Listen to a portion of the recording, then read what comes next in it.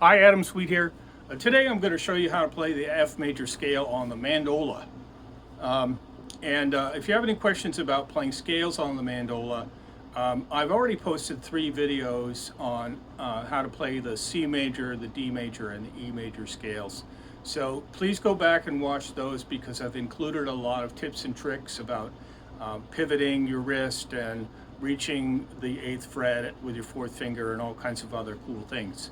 So please go back and watch those first before you watch this one. All right, so let's get started. F major scale has 1 flat, and that is the B flat. So please remember that when you play the scale. Otherwise, the intervals are going to be the same as all the other scales. Root is the first note, whole step, half step, whole step, half step, or root, whole, half, whole, half. Just remember that all major scales use that sequence of intervals. All right, so we'll start with F. So C, C, D, B. Wow, it's a mandola. C, D, E, F. So this is your first note.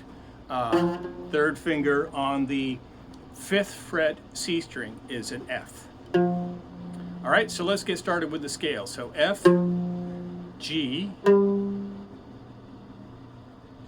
A, B flat, C, D, E, F.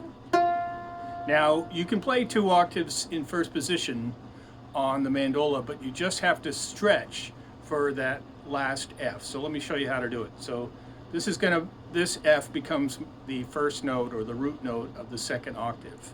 So F, G, A, B flat, C, D, E, F. You see what I did? I stretched for the 8th fret on the A string, which is the F, the high F, the 2nd F of the 2 octave scale, F major scale. So let me do that again real slow without talking.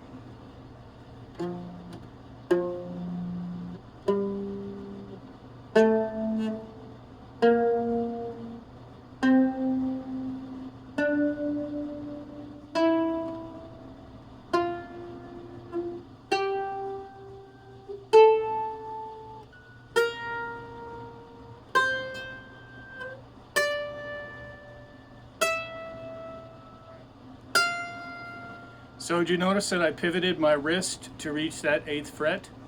As I've explained in previous videos, it's perfectly fine to do that on the mandola. All you are doing literally is you're just moving your wrist like that, about half an inch, so you can reach the 8th fret with your 4th finger. If you have small hands, then pivoting is a perfectly normal thing to do for reaching the 7th fret. If if you don't know this by now, you should always use your 4th finger on the 7th fret instead of playing open strings. And the reason for that is that you're going to be playing in different keys and the open strings are not going to always be available. So if you train yourself to use your 4th finger on the 7th fret, then you have the choice of either using the open string or using the closed fretted note, instead of being limited by what notes you can play on the instrument. I hope this is helpful. If you have any questions, all the links to reach me are below, and I'm online all the time, so I'm happy to answer anytime. You should go back and watch the previous videos because I do include some tips and tricks on shifting and some theory and stuff in those previous videos that I didn't go over in this one. So thank you very much for watching. Please subscribe. If you want to see more of this kind of video, click the like button and I'll see that and I'll know that you want to see more music theory type videos.